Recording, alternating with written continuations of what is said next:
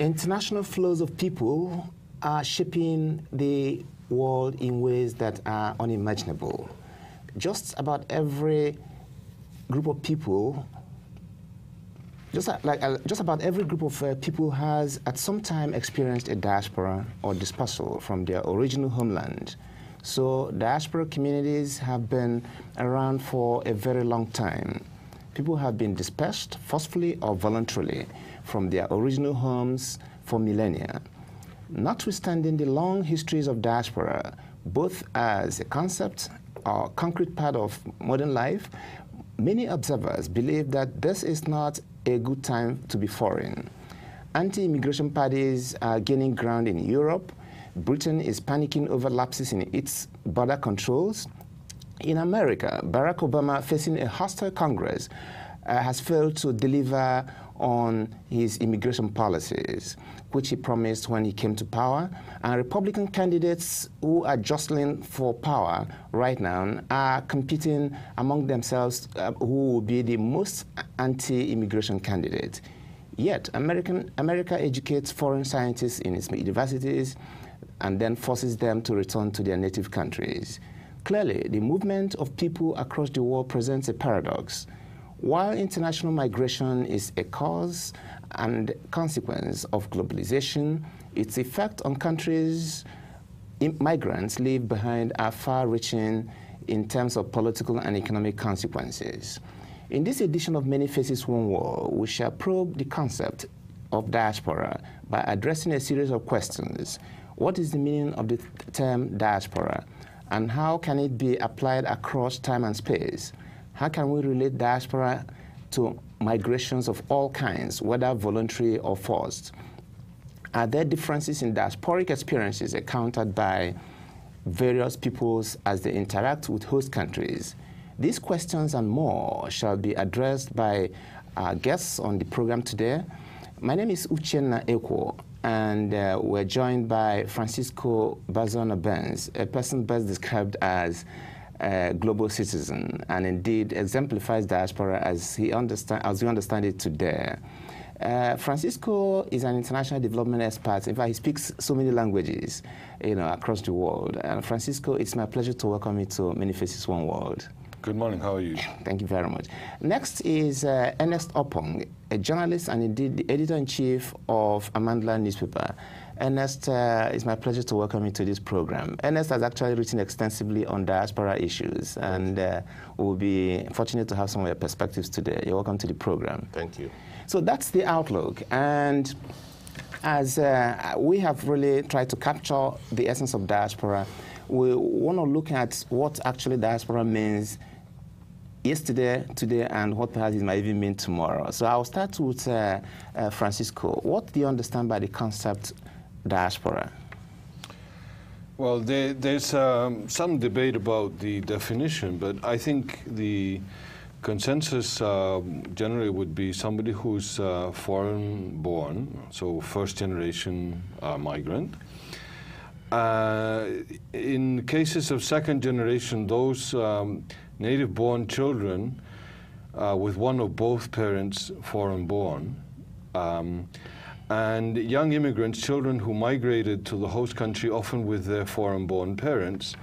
But there's an added dimension which differentiated from general migration, which is a specific tie and concern towards the country of origin.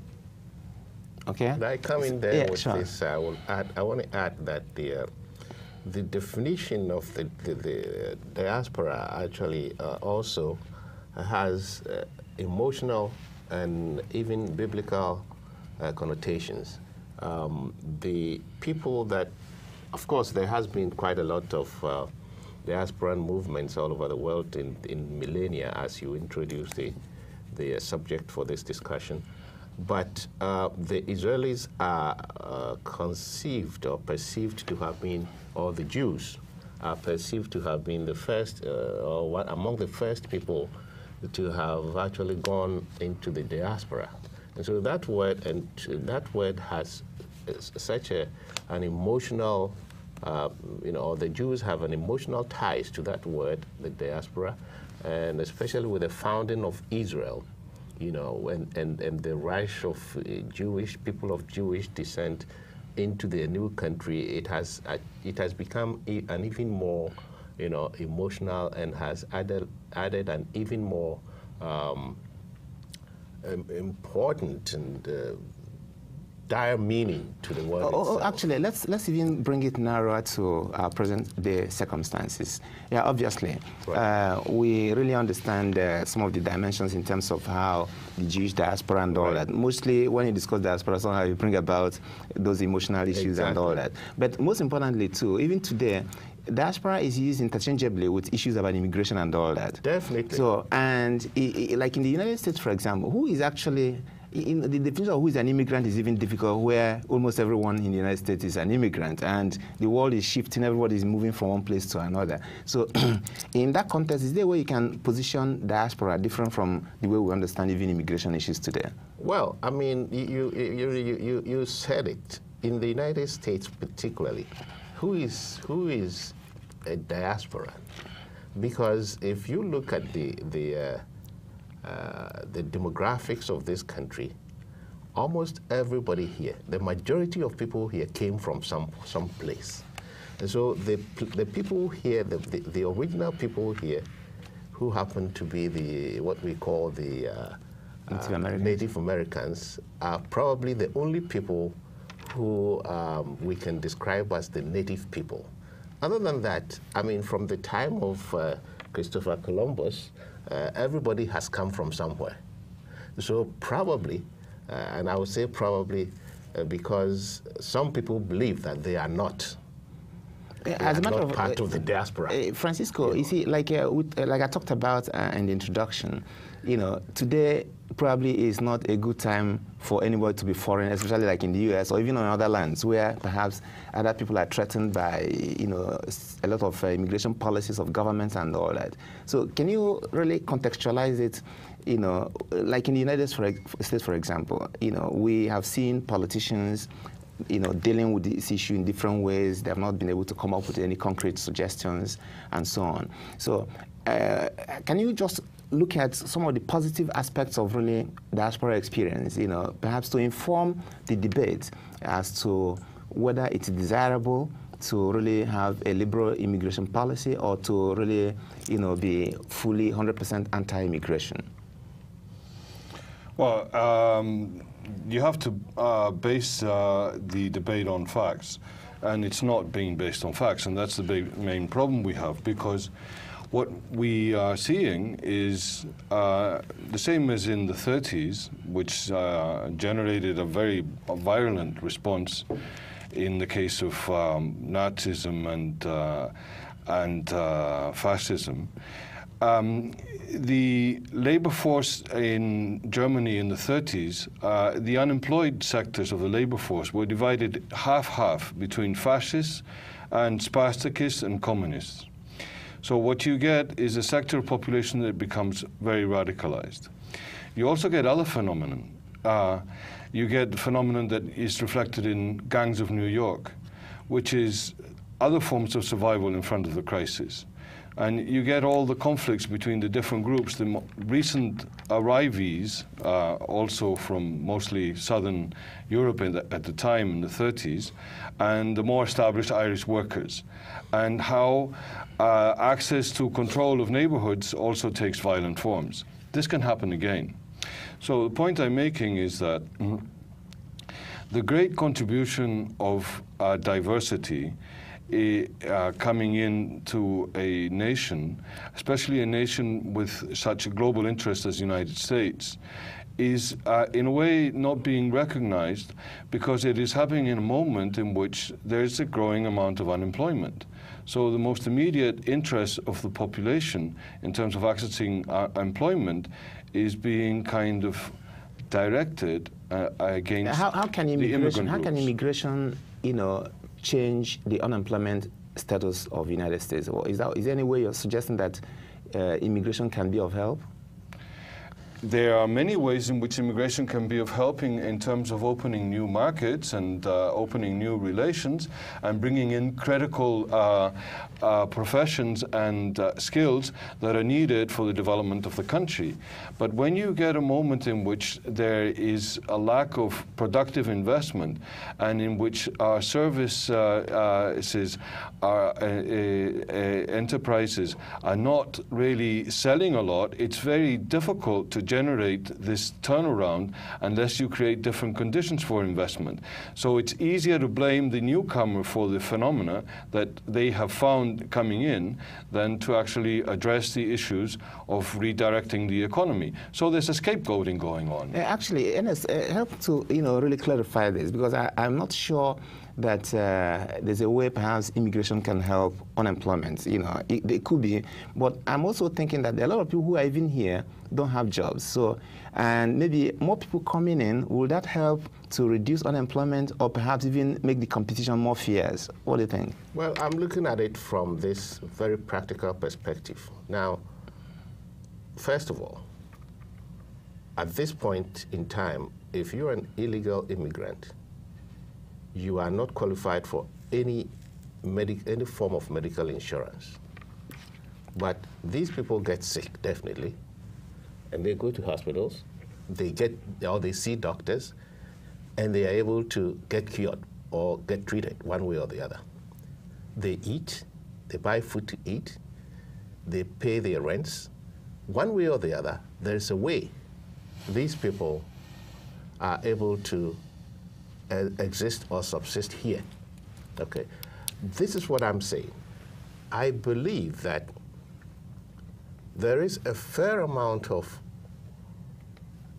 business generation even within the illegal community. I'm not sure this word is proper, because using the word illegal. Well, what else can I say? I better think maybe when they say undocumented is probably a better let's look at undocumented. Okay. Because, and what I'm trying to say here is this. These undocumented people who are vigorously trying to live, probably from their own, contributions and whatever they are doing that illegally by way of not paying taxes. Okay. So if anybody thinks that people are undocumented people are living here off anybody, I don't think it's fair, because they don't have any access. Now, it means there's a fair amount of money that is going to the wrong places. Give these people, recognize those who are in active business, who are potential investors, okay, small-scale businesses, and they are doing well. If you look at the various communities, especially the beginning of the warm seasons in spring, you see a whole lot of work going on ground clearings and grass cutting all over the place. Do you think all of these people have registered their companies? I don't think so. Francisco, if you have the opportunity of being an advisor to President Barack Obama or Cameron in Britain, what will you be telling them, on how to grapple the world's immigration problem, the migration issues and so on, in terms of how will you be able to convince them to see the necessity to really, confront these things, more objectively and more honestly? Well, what I was trying to say before is that the problem is not migration, because with the aging population that we have both in the UK and in the United States, in order to maintain our social institutions and our welfare state, if we don't have a growth of population in the active period of their labor life, then the contributions that can be made to sustain our health systems and our educational systems will be greatly reduced, because there will be a growing amount of people that will be already receiving pensions that will be no longer contributing taxes. So this is obviously a reason why, although we are in a crisis now in which there are forces that would create a response which is negative towards diaspora because of searching somebody to scapegoat general problems which are broader, which have to do with having invested in speculative activities instead of investing in productive activities. But once we get out of this crisis, the situation will be the same. We will need to grow. And I don't think that without immigration, we will have a population that will be in the best interest of the collective. Well, but Paco, don't forget that there is at this point there is a boom in births here in the United States. However, what the problem probably is that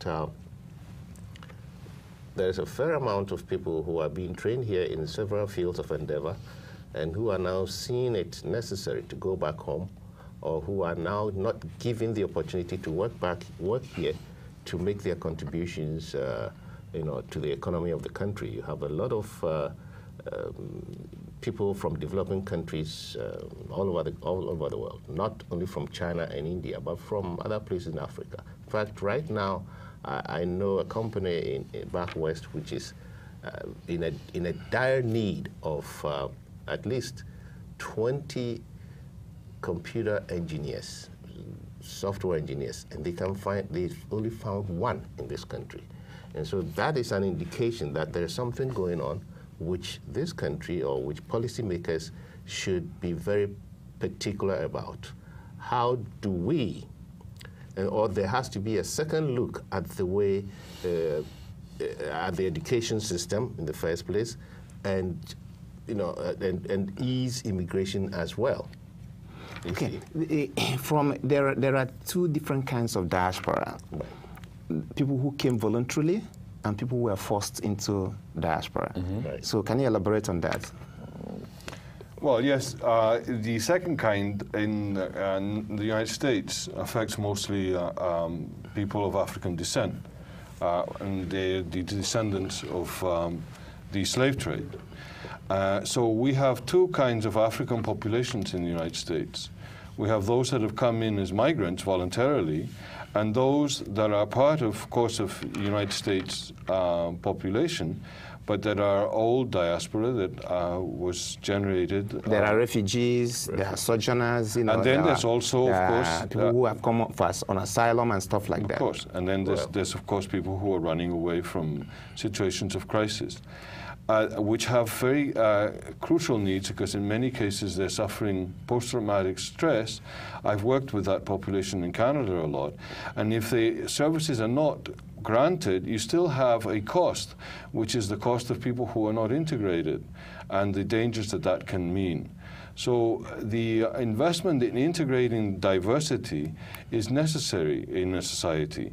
And the costs are not being generated by the incoming people who are contributing, even those that are called illegal or who are undocumented pay taxes in their payroll, but they're not getting services. So in as long as we have an ability to incorporate all this talent, and also there's a very big difference between the UK and the US experience, because UK has managed to attract highly trained diasporas, while in the United States the educational profile of the incoming people is not so high. There are many that have very low educational levels, but it is this next generation that generally attains a middle educational level if properly integrated, and those are the results. So another thing that I would advise Obama and Cameron is to do, in that sense, what Cameron is doing, and the United Kingdom has had the ability to do, which is to attract migrants in a more proactive way, but that fit into the profiles. How will they attract them in a more proactive way? Can you be more concrete? Well, you're always going to get pressures of the needy that arrive in front of your that come into your land and gain entitlements. And that's very difficult to control because there are movements that are spontaneous and very difficult to control of entry into the United States and other countries like this. Okay, I want us to elevate this. But you can do that through actually having in your embassies locally the ability to sieve through and look for the kinds of talent in the countries where you think it is that can be most beneficial for your own system. So you can do both. Okay, let's elevate this conversation. You know, what is the benefit of all this movement of people from one place to another? What does the world stand to gain? Well, it's a two-way process. The host country gains, and the country that is being left by migrants. That's being left back gains. But the gains, I mean, there are losses and there are gains. Okay, let's hear them. Well, if we look at the losses, for instance, let's start with the losses. It's not all positive, of course. Okay. You have immigrants fueling insurgent movements and terrorism within the country. These are the disadvantages. Disadvantages within the host countries. Okay. Okay, like in the U.S., for example, most people who perpetrated the 9/11 were immigrants. They were immigrants. Okay. All right. You have others who sustain conflict in home countries. You have especially the Irish. The Irish come to mind when the IRA. The IRA. Many of them were here in this country and other places, and they were actually working together with other terrorist countries, terrorist groups, organizations to foment trouble in Ireland. In Ireland, in England. Okay. Okay. And also, we don't forget that we have the brain drain, which in fact has affected so many countries, especially developing countries, where you have very, very well-educated people who are actually providing the wherewithal in terms of technological knowledge and knowledge in general to move the countries ahead, who have been forced by circumstances of poor remuneration or even politics to move away from these countries. So that is the negative part of it. However, there is also the positive part of it.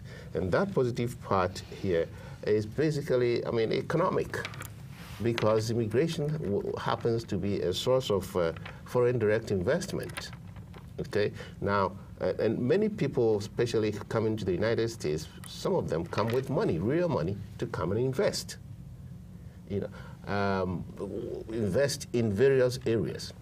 You have the principle of outsourcing has also increased, which is also part of the foreign direct investment, where people coming in to invest in various areas of the sector, the business sector, and therefore have become, outsourcing has become a very potent force, a very potent economic force in business. There's the technological transfer. One name that comes to mind is that guy who used to work, who was the head of the NASA. Von Braun? Von Braun. Okay. You know, he was a German, I think, and a German immigrant who came and actually made NASA what it is now. And philanthropy, tourism, and even political contributions. So it's a two-way street. Yeah, absolutely. And again, you see, the two-way street here is that foreigners who come here contribute so much to their countries economically. If I may give you the, or we'll may probably come to that later on. Okay, I'm intrigued by two issues you just mentioned. Right. The economic potential that comes along with movement of people and all that, and also the brain drain you talked about. Right. But let's also focus on this brain drain. There's also another aspect, what they call reverse brain drain, or perhaps even brain gain. Brain gain sort of. Because what has happened is that even the people in diaspora also contribute their knowledge in helping their homelands in one way or the other. In other words, what one researcher called brain networking. So those people at home and those people outside do interact, share ideas and all that, to also improve their own home country. So in that way, maybe, yes, I understand your point. It's also helping both the homelands and, of course, even the host countries as well. And also the issue of remittances. There are lots of countries who, according to the World Bank, that actually have benefited from remittances from most people in diaspora, also to improving their economic well-being. I think even Mexico, for example, do have perhaps, I think remittances probably is about the second next to the highest source of revenue that the government makes or something like that. I'm not very sure, but there are countries that do depend extensively on people in diaspora to really, boost their economic potential back home. So I guess maybe to that point, yes. And also, unfortunately, also is the fact that, like you pointed out, the negative aspect, of course, is somehow there's this perception that most immigrants are not so good, and as exemplified by the people who had this committed this 9/11 whatever. So you realize that, like you said, there are two ways to look at that. So, but Francisco, more pointedly, so how would the world actually benefit from these remittances, either the host country and the countries where people have immigrated? Well, in terms of remittances, the main thing in terms of the data that I've seen is that the remittances are sent directly to the families, and that the minimum amount of intervention by government bodies takes place in guiding the expenditure of these remittances through taxation or whatever. For the simple reason that if these remittances arrive to the families in countries where there is poverty, it will be spent, and will be spent in satisfying direct needs. While when there are government interventions, it's been harder to get good results. So I'd say that it's important, but it's mostly important that it's a spontaneous phenomenon, and that it seems to be most effective when it is understood like this. If there's any organization that could be effective, is those that take place at global level. All the opposite, at a local level. If a community decides that they are getting remittances from a series of families and they decide to pool those resources, then the effectiveness is probably higher than if one is creating some kind of centralized body to guide. So that's my general comment on remittances. And on reverse brain drain, I hope we can talk a bit more about it, because it's an important thing. Can I talk a little bit about the remittances? Because, go ahead. Yes, there is a fact that, and it's true, it's been documented, that when governments control, especially governments in the developing countries, when they control remittances, all the monies are channeled into the central point, which in fact directly also affect the economies and the currencies in those countries. Because I know it has had quite a good, the remittances have had a very good impact on countries like Ghana, Nigeria, India, Mexico, and other places. But at the same time, we realize that it's not all the remittances that are channeled through the, well, let's say, what I call official sources of the major money transfer companies like Western Union, MoneyGram, and others. Some investments, and I believe some of these are what I call the non-traditional transfer methods, asking people to carry money, from here to the various countries, if you know friends going and so on and so forth, also has a very, very important impact on the economies. And like Francisco said, monies received by families are spent within the economics, within the economies where these monies are received.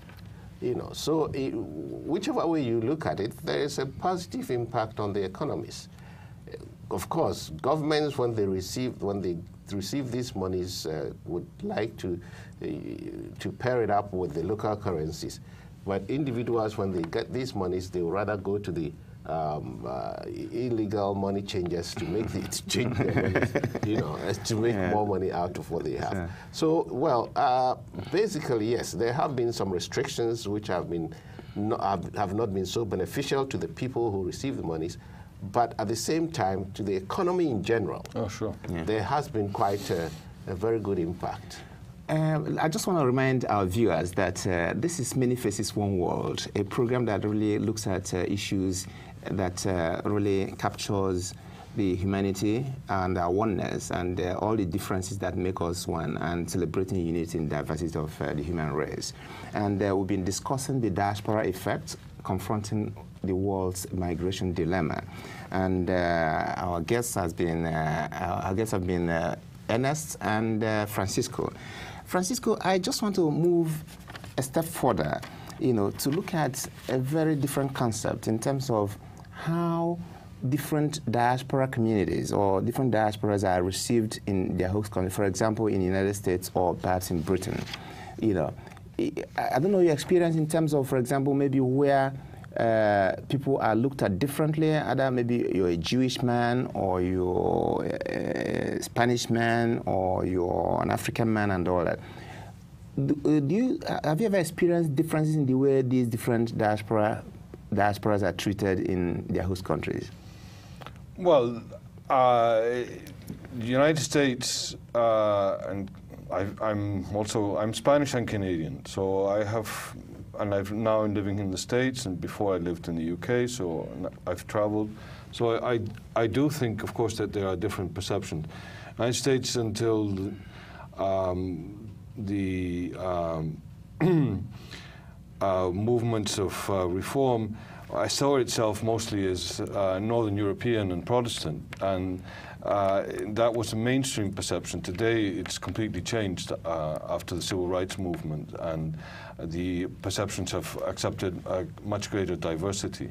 But of course, if you look at the amount of immigrants that are mostly coming in from Latin America, but the fact that there's a very high percentage of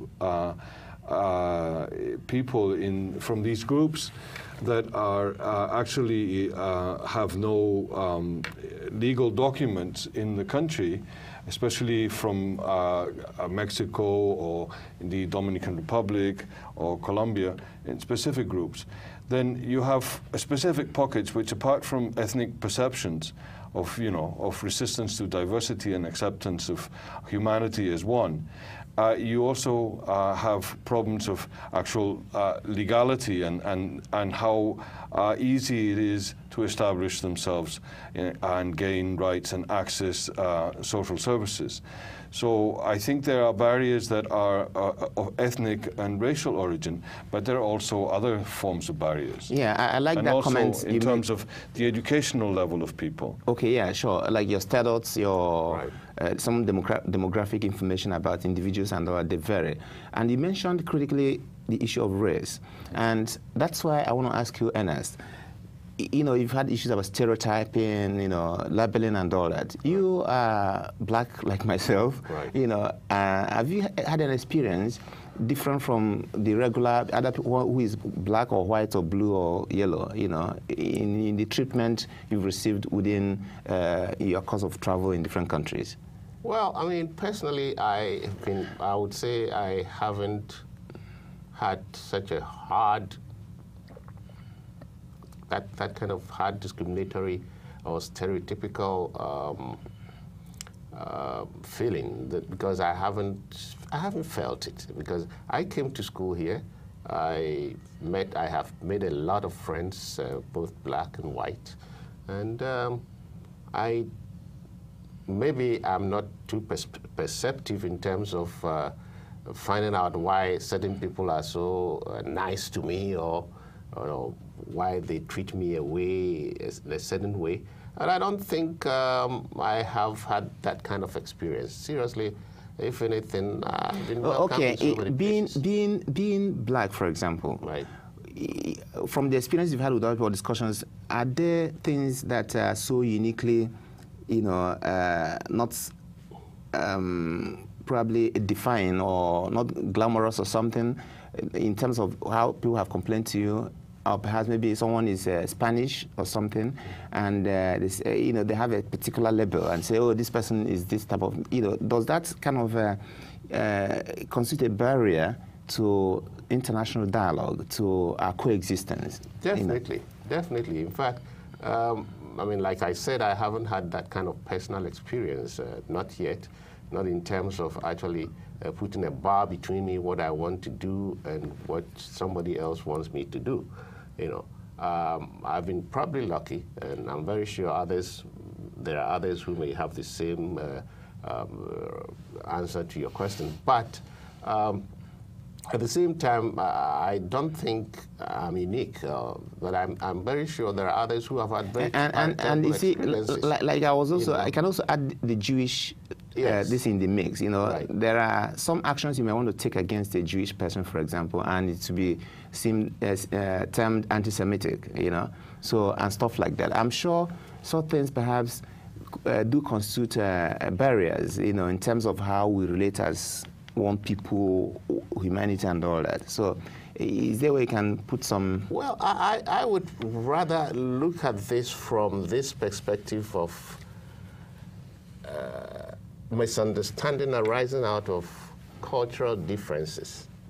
Sometimes people are genuinely doing what they are doing or saying what they are saying to you, not because they are intentionally trying to stereotype you, but this is the perception they have of you, and not only cultural, but other sources like the media and other sources of information that they have received. So when they are meeting somebody different from they are, they sometimes are very finicky and maybe might say something that might be offensive or something that might not sit well with the people they are communicating with. I think I will come back to that. Francisco, you look at the media terrain, you know, in this country and perhaps globally as well. Are there ways you think the media, you know, should have been pulling people together more than they are doing, in terms of you know, highlighting the oneness of humanity and all that, and especially, you know, taking care of certain needs of diaspora communities and all that? Well, we have a bias here towards the individual. So anything that has a collective nature, such as ethnicity or the color of your skin, or the fact that you come from middle class or you come from a different group, is not seen and addressed in the media so directly as it is in other countries, where there's a general approach which recognizes things that are more collective in nature. So you get lost a little bit in the individual rights when they don't work. It's great in moments of great progress, as we have lived, especially after the Second World War in the United States, in terms of increasing access. But now we're seeing that there are problems in New York. We're seeing that the black population is leaving certain neighborhoods, and that it's reducing, and that its access to employment is reducing. We see the same problem with Latino populations. So there are things that we need to address in a more collective manner, and I think that's where we should work on, without losing the notions of the individual rights and obligations. Certainly understand better how groups of people act together, and address that in the media in a more conscientious way, and see in which way we can identify what the real barriers are and address them and overcome them. And as you're a journalist, how was the assessment of the media images in terms of how they pull us together? Well, as you know, the media is the mirror of society.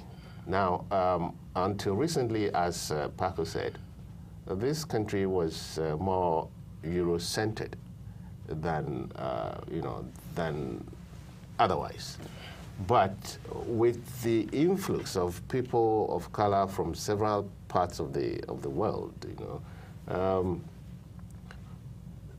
some media decided, or some media have been late in recognizing the changes in the demographics, and therefore stick to the traditional Eurocentric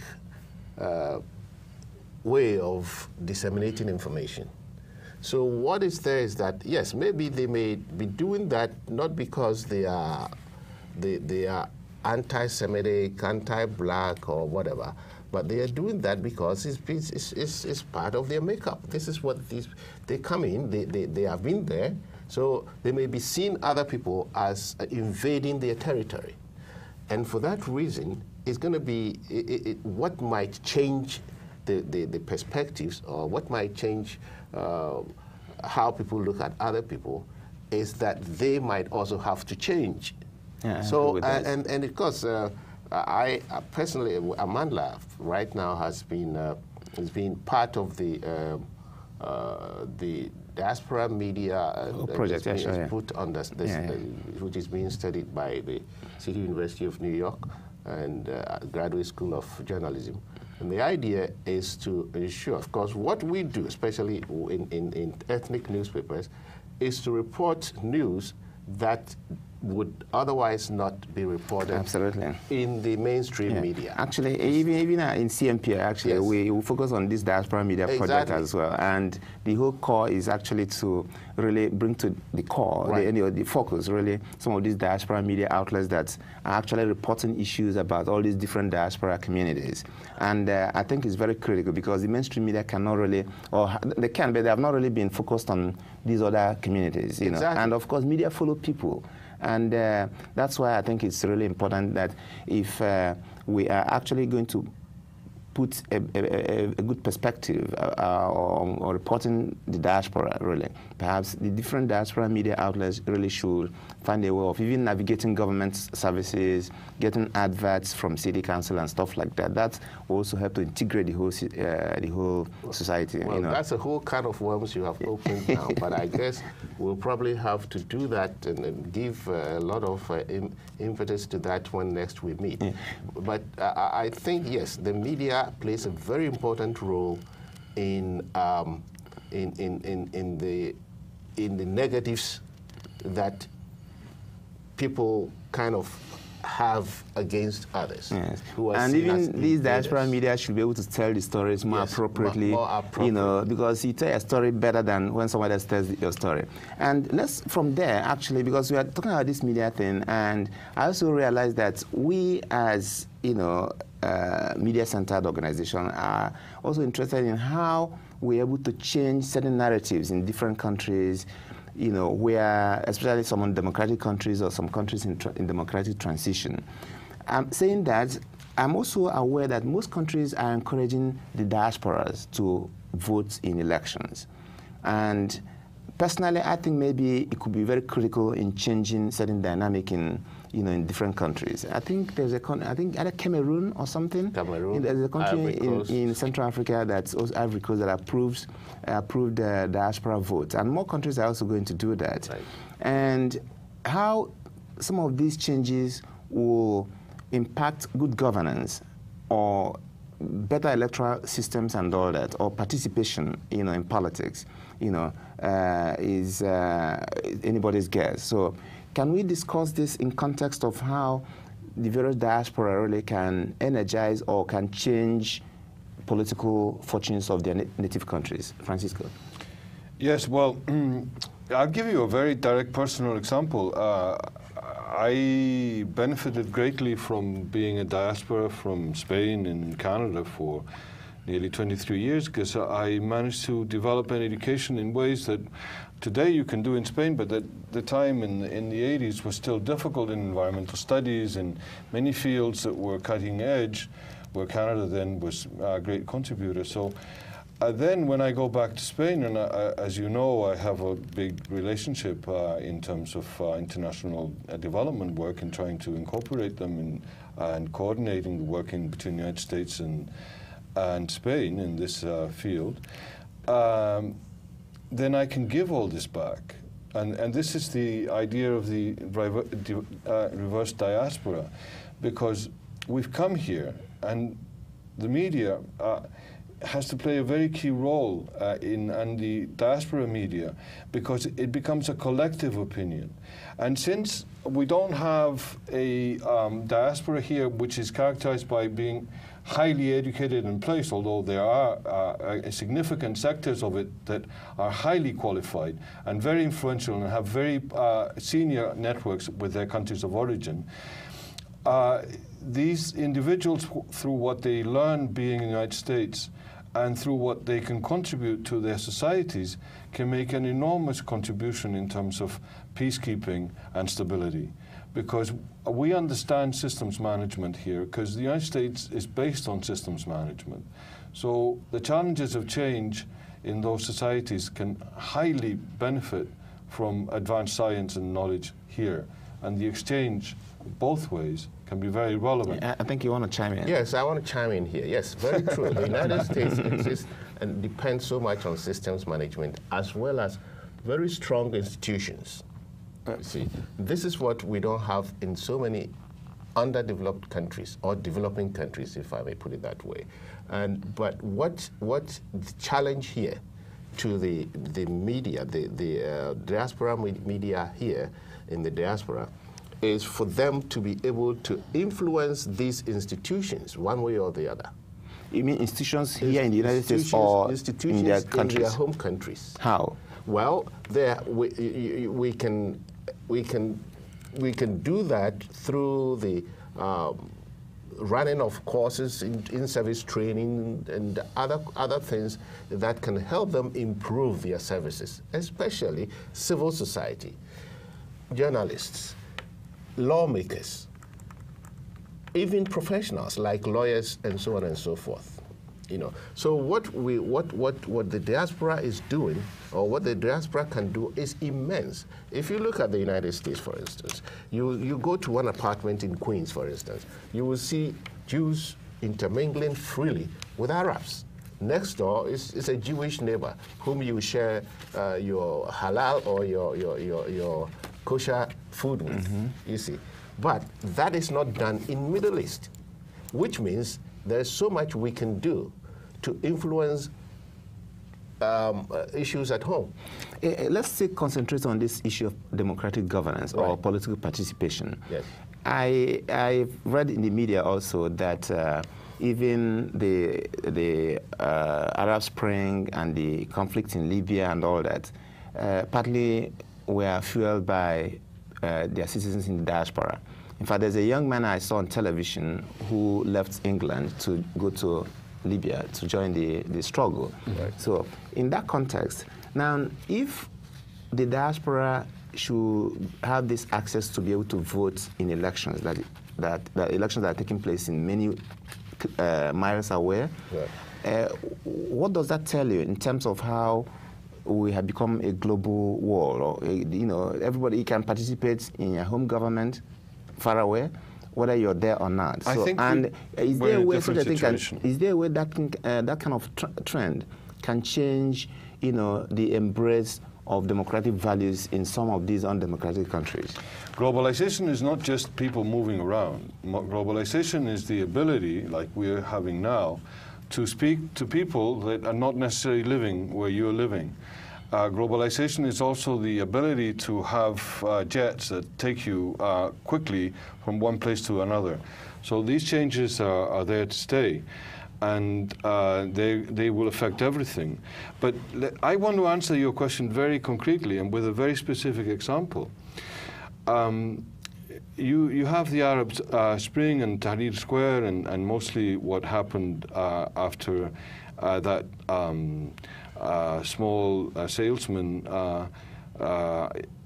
burned himself in Tunisia about 8 months ago or something like that, and all the consequences that had, and how the social networking and remote communications played also a role, and also the fact that there was an economic crisis and were very highly educated people, but they didn't have access to work.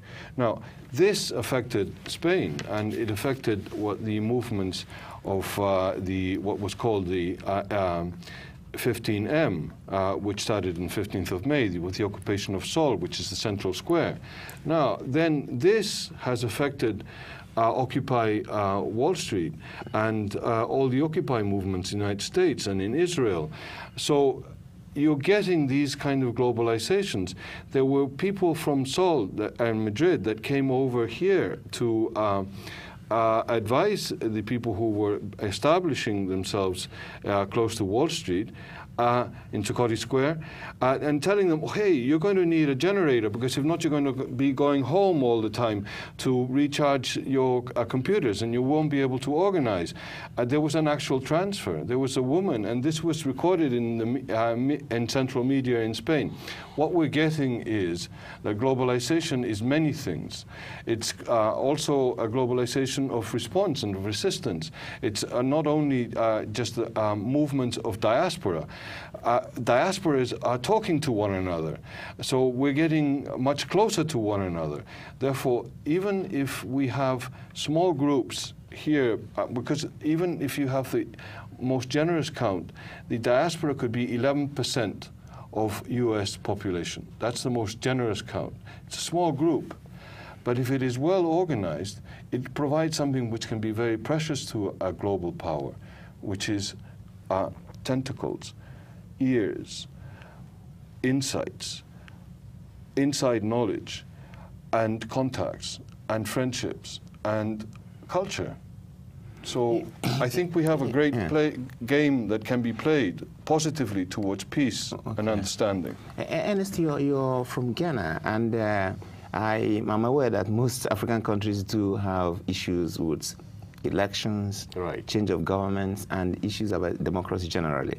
In what ways will you think that the fact that people from different countries in Africa who live perhaps in other countries of the world can participate in election, and how certain is it that their votes will count? Well, this is a very important, very good question. First of all, would I say the permission or your ability to vote in the diaspora does not rest with you as living in the diaspora, as far as most African countries are concerned. That right or that power rests with the people at home. That is the legislatures. This is a very, very important legislative provision, you know. And so many countries, many African countries, many African countries are yet to enact laws to allow the diaspora to vote. I understand that Ghana, through a 202 law known as the Representation of the People's Act, legislation ROPAL, was enacted. But Ghanaians outside the country are yet to be given the right to vote. Well, they claim it is for logistical reasons. But definitely and certainly, it would be a very, very important step in shaping the electoral process in these various developing countries. Because what is going to happen is that if you have a very large diaspora, as a country, there's definitely, and if you have this diaspora given the chance to vote, definitely one political party or the other would benefit. But see, the problem is that, and I'll cite the example of Ghana.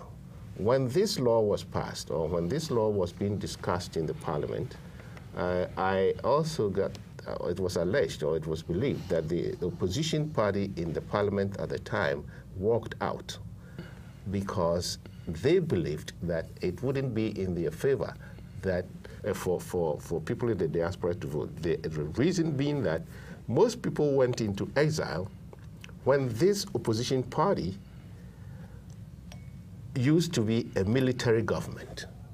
Okay. And therefore, there was this apprehension that if you allowed people to vote, people who were forced out of the country by their own party, or by a government from which they draw inspiration or power, the diaspora vote alone would not be very favorable to them. Okay.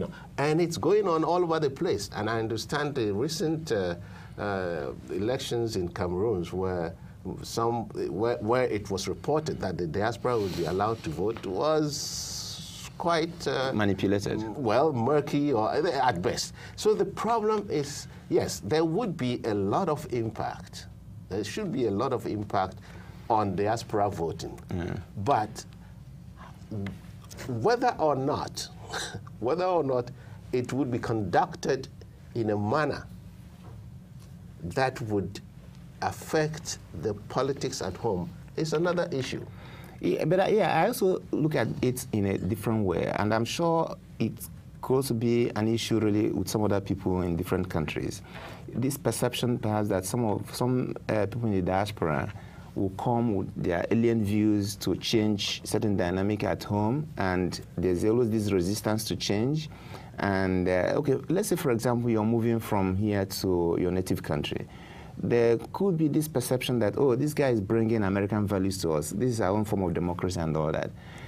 Does that in any way, affect the degree to which, people in the diaspora can participate in governance? Can I come in place, Paco? Let me come in here because this is a very, very, because that's exactly what happens in Ghana. Okay, you see, when you go.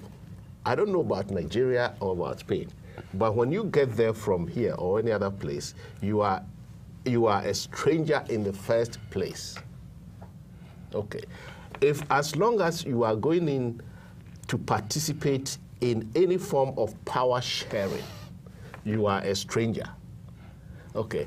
And there would be any machinations, anything to make that right. What's your perspective? That is true, but the ownership issue of change and sovereignty issues are very key, and the ability to protect your own selfish interest by blaming foreigners is an old trick.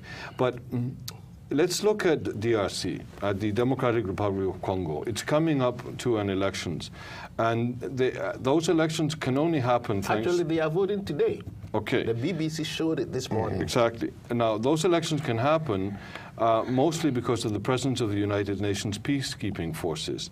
And even then, there's going to be an enormous amount of limitations. I think we'll still have time to discuss more of this. Time is actually against us really now. Very important. As a matter of fact, I just want to really thank all of us, and especially our viewers, for really being with us all this while. And we've been discussing the diaspora effect, confronting the world's migration dilemma.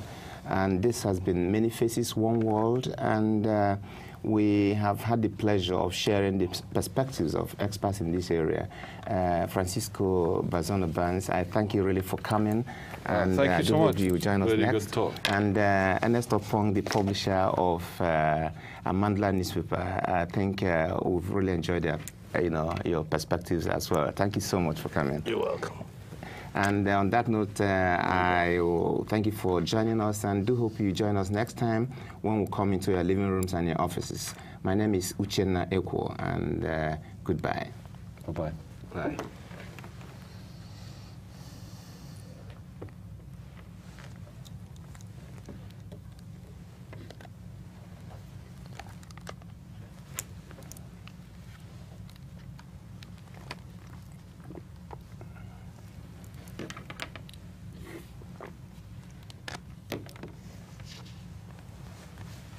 Okay, Tada.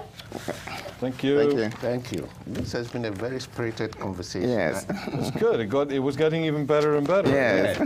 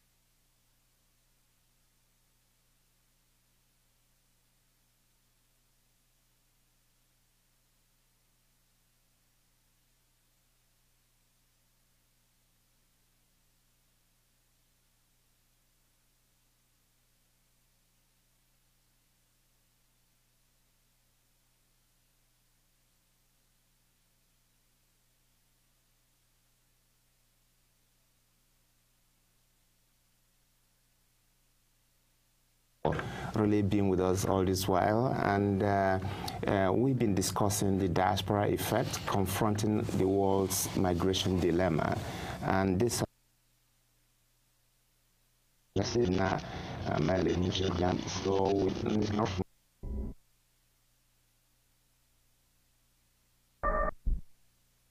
trick. But let's look at DRC, at the Democratic Republic of Congo. It's coming up to an elections, and those elections can only happen thanks... Actually, they are voting today. Okay. The BBC showed it this morning. Exactly. And now, those elections can happen mostly because of the presence of the United Nations peacekeeping forces. And even then, there's going to be an enormous amount of limitations. I think we'll still have time to discuss more of this. Time is actually against us really now. Important. As a matter of fact, I just want to really thank all of us, and especially our viewers, for really being with us all this while. And